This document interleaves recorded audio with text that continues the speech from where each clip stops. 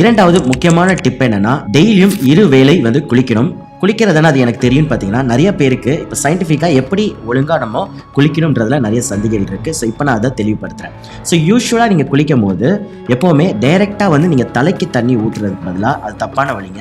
So எப்போவுமே நான் வந்து சொல்லித்தரேன். ஸோ யூஸ்வலாக நீங்கள் குளிக்க போகும்போது என்ன பண்ணலான்னா, ஃபஸ்ட்டு ஒரு 2 சொட்டு தண்ணி வந்து நீங்கள் தலையில் வந்து தொளிச்சிட்டு நீங்கள் இப்படி தேய்ச்சி விட்டுக்கலாம். இது ஏன் அப்படின்னா, நம்மளோட அந்த சூடு வந்து மேலே ஏறி பிரெயின் அஃபெக்ட் ஆகாத அளவுக்கு இது வந்து பாதுகாத்துக்கும். ஸோ எடுத்த உடனே நீங்கள் நார்மலாக இந்த சம்மருக்கு பச்சை தண்ணியை நீங்கள் குளிக்கிறத பாருங்கள். அண்ட் இந்த பச்சை தண்ணி வந்து நீங்கள் காலில் ஃபஸ்ட்டு நீங்கள் பாதத்தில் தான் வந்து தண்ணியை ஊற்றணுங்க. அதுக்கப்புறம் கொஞ்சம் கொஞ்சமாக உங்கள் முட்டிகளில், தொடைகளில், அப்புறம் வயிற்று பகுதியில், அப்புறம் தோள்பட்டையில், இப்படியே கீழே இருந்து நீங்கள் மேலே வர மாதிரி நீங்கள் பாருங்கள்.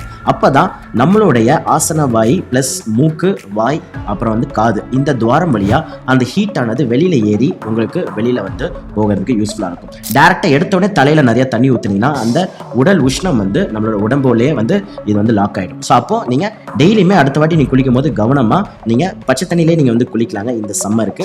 அண்ட் 2 வேளை குளிக்கிற மாதிரி பார்த்துக்கோங்க. காலை அண்ட் மாலை 2 வேளை குளிக்கும் போது அன்னன்னைக்கு உடலில் சேர்ற உடல் உஷ்ணங்கள் வந்து சரியாகிறதுனால இதுவே ஒரு ரொம்ப சூப்பரான ஒரு யூஸ்ஃபுல்லான டெக்னிக்காக இருக்கும்.